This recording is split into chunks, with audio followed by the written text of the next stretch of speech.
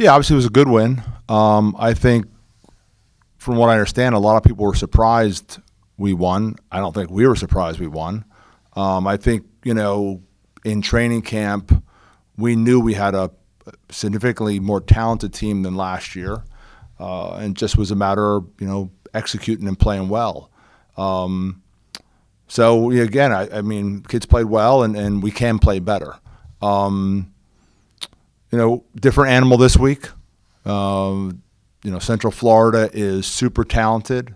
Obviously, Gus Malzone is a legendary coach. I haven't followed Gus that closely, and I always thought that he was more of a gimmick guy. And just when you watch them, it's execution, then gimmick.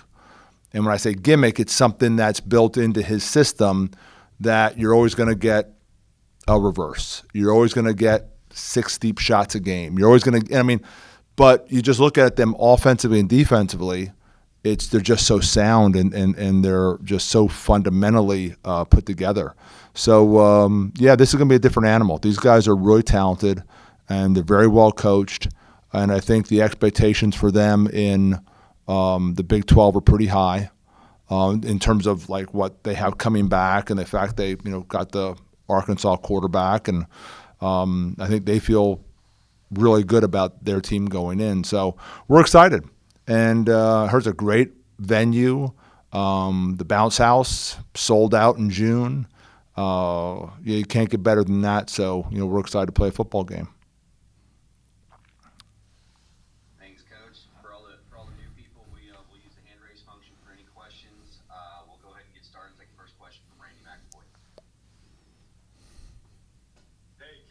Congrats on the win in the start to the season, man. I want to ask you just how you built your roster. You mentioned the other night just the depth of this football team. Is this the deepest team you've had? And how will that come into play throughout this season in conference? Yeah, Randy, we were just looking at the roster just before we came on. I came on here, and we played 9 offensive linemen. And our starting right tackle missed the game. So we could have played 10. We probably played 11 or 12 defensive linemen. I think we played 6 safeties. We played 3 running backs, and Zach Hrabacek wasn't one of those 3 running backs who was our starter not too long ago. So, this roster, I think we've done a really good job of, keeping our players. I don't think anyone's done a better job keeping, their top players than we did. And I think a lot of it, you went to school here. It's a great place to go to school. Kids love it. It's great culture. We're in this thing together. Kids believe in what we're doing. I think also with how close we were last year, a lot of guys wanted to come back and kind of prove like, this is something Sam Houston can do, obviously moving up to FBS football. But, it's a really good roster. We got 3 quarterbacks I like. I thought Hunter went out there and played well. But we have some depth at that position too. So I got to give a lot of credit to the staff in general, but Clayton Barnes, who's our general manager, has been masterfully put this roster together. And a lot talking to the coordinators about, hey, if we take this guy, he can play nickel, but also he can compete for that safety job, and just kind of going through all those scenarios. And I think, with not a lot of NLI money, we put together a really good roster, and we're excited to take this roster into the season. So, let's get a question from Matt Marshall from the Orlando Sentinel. Yeah, Casey, thanks for doing this. Hey, Matt. I wanted to ask you talked a little bit about Gus and what he comes up with offensively. Have you had a chance to look at their film the other night? What did you see from their running attack? 454 yards, and obviously different running backs able to do their thing. Yeah. I think they brought their 4th-string running back in the second half, and he broke a 40-yarder or something like that. So starts up front, good sound offensive line play.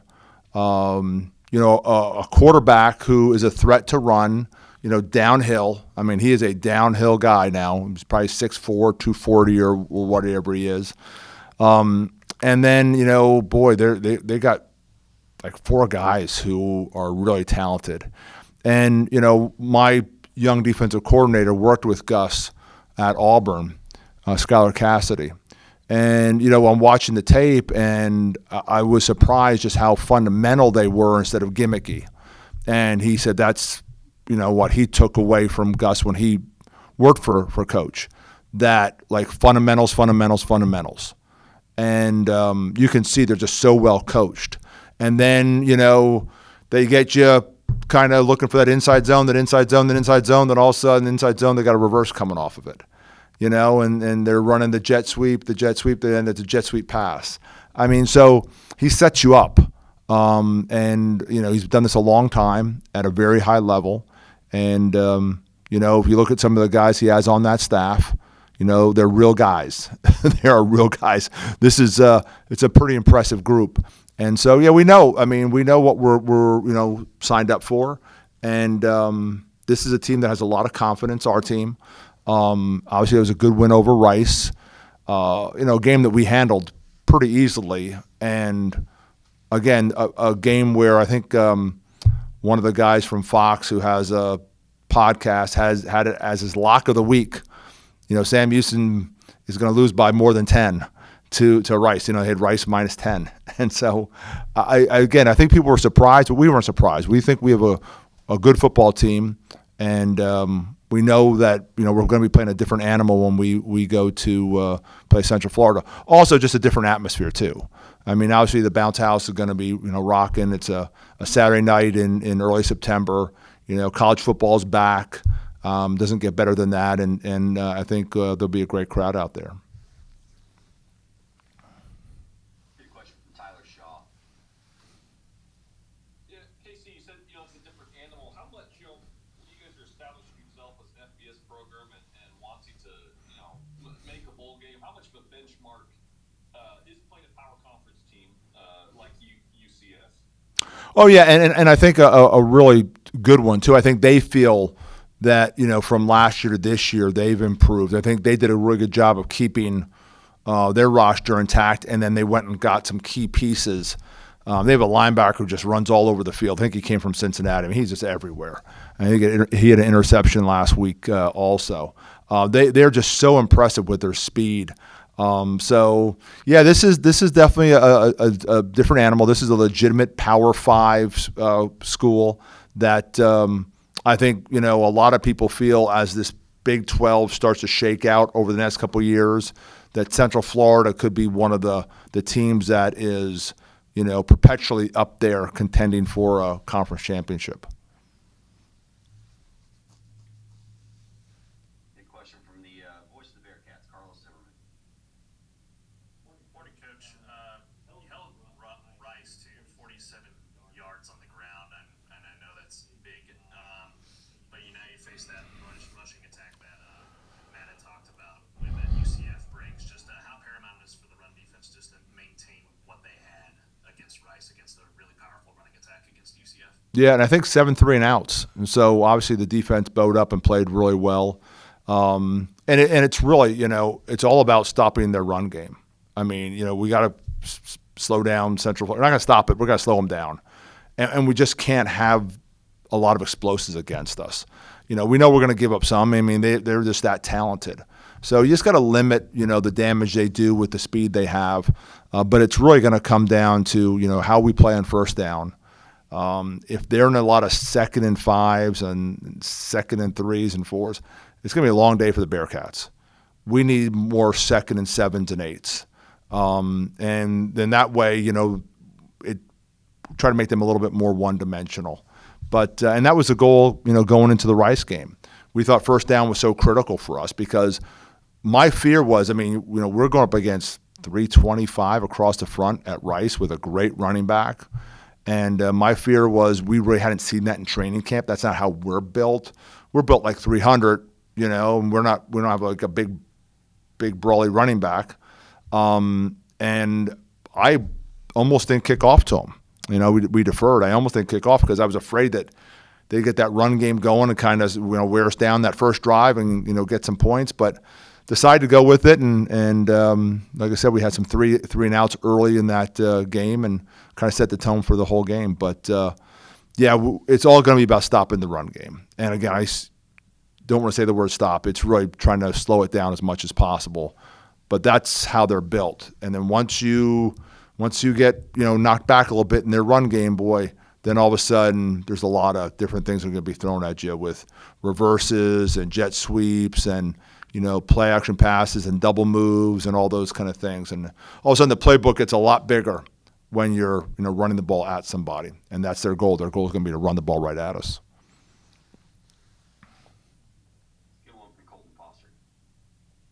Coach, offensive line against Rice gave up 7 sacks, and what do you kind of want to see them just improve going next week, and then getting Orion back in there? Yeah, I think it was probably as much Hunter than anybody. He missed the whole summer, missed part of spring, missed, wasn't live in the first couple of days of training camp coming off a meniscus. And I think it's just, him getting a rhythm in that pocket and feeling a little bit more comfortable. So I think, a number of those were on him for holding the ball a little bit too long.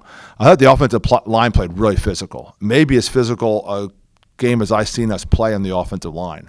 We were knocking people off the ball, and that was very exciting. So I think, Hunter, we knew going into this first game there's going to be some growing pains with Hunter. I thought he played pretty well, but I think he can play even better than that. And part of that's going to be, knowing when to throw the ball away. Sometimes those gunslingers, they want to hold it to the last second. And, I often tell them the best ball sometimes you throw is the one you throw away, get us to play another down.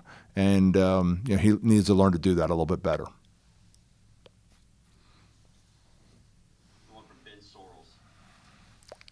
Yeah, Coach, obviously a lot of really good stuff from the game against Rice. What are maybe some of the improvements you're looking at this week in practice and going forward?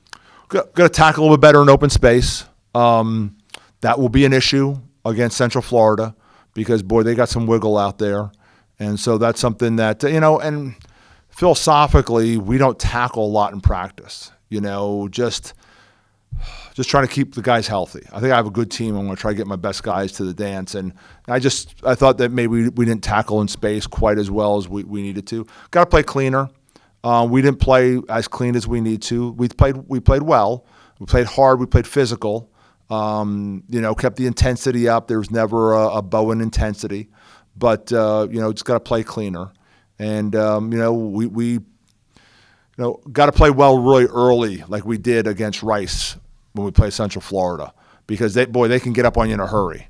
They have such speed and they're so aggressive. You got to make sure you take that first shot. I'm always telling our guys, punch them first. We may punch them first, but I know they're going to be punching back, and we got to take some of those shots that are going to be thrown at us. So, I just think it's going to be, can we make that progress from game 1 to game 2 that every college football coach talks about? And we talk about it because you can't simulate a football game. It's impossible. The band, the cheerleaders, the student section, you just can't do it. The atmosphere in the locker room before, you can't simulate that. And so there is such improvement from week 1 to week 2. Hopefully, we make that improvement from week 1 to week 2. Hey,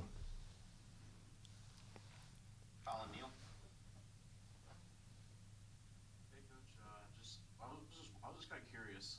Is there a kind of thing that y'all like to do when y'all go into these kind of hostile environments? Because y'all been to environments like BYU last year. Y'all went to Liberty last year, and those were good environments. Do y'all do something different in practice to get y'all prepared for that, or y'all just keep it to the same? Well, no, we'll break out the crowd noise. I mean, the crowd noise against Rice against Central Florida is going to be significant. And so we'll do some things like that. We talk a lot about us, not really a lot about them. It's really, let's control what we can control. And I've won a lot of games where we were heavy underdogs. And I found those teams were always very confident. And so those teams don't usually worry about the opponent as much as they're worrying about themselves. Now, are they studying the opponent? Absolutely. They know their tendencies? Absolutely. But, it's more about, let's get our game to the highest level we can get, and let's go play these guys. So, Yeah, I mean, that's going to be the key is, I need a confident group going in, which if when you play for me, you're always going to have confidence. That's just how I coach. And we got to make some plays early. Don't let them, dictate the tempo of the game right away. And I think if we do that, I think they'll have a shot. Back to Carlos. Coach, on the special teams front, Christian Pavon went out there, I wouldn't say cold turkey, but went out there and his first field goal attempt of his career is a 52-yard make to, get you points on a drive. Yep. What did you like from him? And then just provide an update on Colby and that situation. Yeah, Colby hit a great one today just to end practice. And Christian, here's a guy who, won the SFA game, Battle of Piney Woods with that extra point to put us ahead a couple of, 3 years ago, whatever it was now.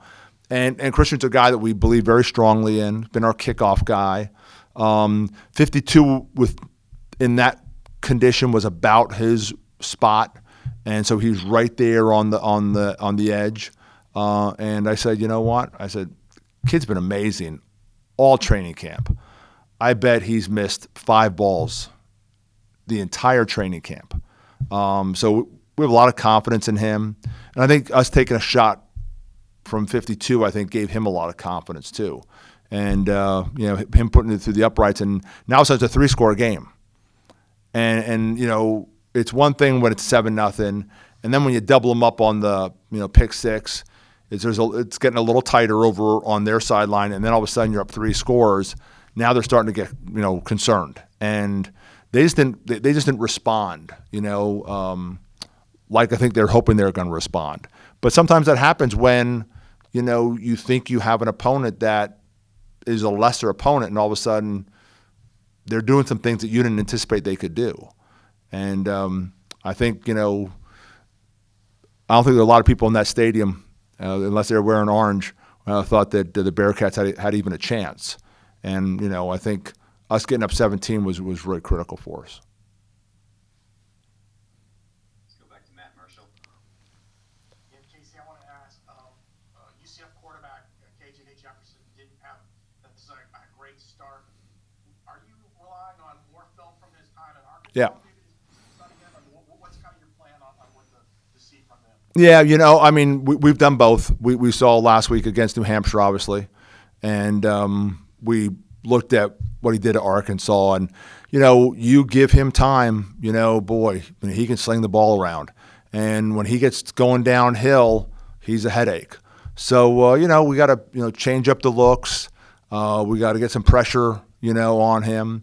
But if he's sitting in a clean pocket all day, it will be a long day for us because they have – enough talent, not only at the receiver position, but also to throw the ball to the running backs and get them out in space, and a lot of one-on-one tackles that you don't want to get one-on-one tackles with those guys. So, we're looking at both, though. We're looking at a combination of Arkansas, and we're also looking at what he did against New Hampshire. Colton. This week was kind of the first week Bearcat fans got to see Qualvez go out there on the field. Just what can he kind of do for this offense, with his just his height? Yeah, I mean, he's a big man. I mean, not only is he 6'2.5", he's 220. And when you saw him catch that ball behind the defense, they weren't going to catch him. So he's a big athletic kid. He just needs to play more football. Obviously he missed all of spring ball. And then the year before, he missed the season. So he hasn't played a lot of football, He's just really getting back now. And so I just think he has a very high ceiling, and we just need to keep on playing him. But the nice thing is with Ife and Noah and Simeon, I mean, we have a stable receivers that we feel really good about. And then there's, Malik, and you just start going through the list, of guys that we can put out there. We can play 7 receivers pretty comfortably. Right now we're playing, 3 tight ends pretty comfortably. So, again, because the depth of this team, it gives us a lot more options than I think we had last year. Tyler Shaw. Yeah, Casey, you said, some of the things that, you want to see Hunter do better. What was just kind of your overall feeling from his debut, his first first game with the team, you're able to get Conference Player of the Week, and just his performance. Yeah, his performance did not surprise me. I thought there was going to be some rough spots, but I just know that he has that it. He has that just intangible where he just hangs in the pocket. He's not afraid to throw in those tight windows. But at the same time, like I knew he didn't get as many reps as you would have liked him to get, missing part of the spring and all the summer. And so you knew that there might be some growing pains. Fortunately, we survived with some growing pains. But he needed to get out there like live bullets. He really needed that more than anything else. And the hope is he takes a step, this coming week against Central Florida. But, he has great ball he throws. Can run the ball downhill. You saw him break a bunch of tackles. Like I said, I think, the flaw in the game was him just throwing the football away, which is probably the toughest thing for a competitive quarterback to do. I had that with Flacco. It's like, Joe, you got to throw the ball away sometimes. He wanted to hang in the pocket and, even take a hit.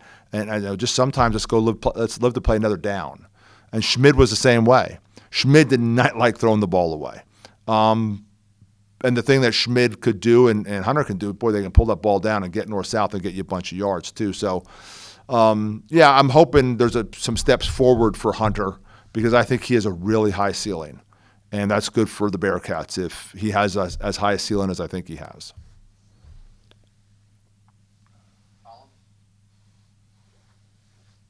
Coach, it looked like you had a really good crowd behind y'all's bench over there behind y'all. I was just wondering, what would you like to say about the crowd that showed up? Yeah, we've always drawn well in Houston. I'm sure we're going to draw great at NRG Stadium when we play Texas State.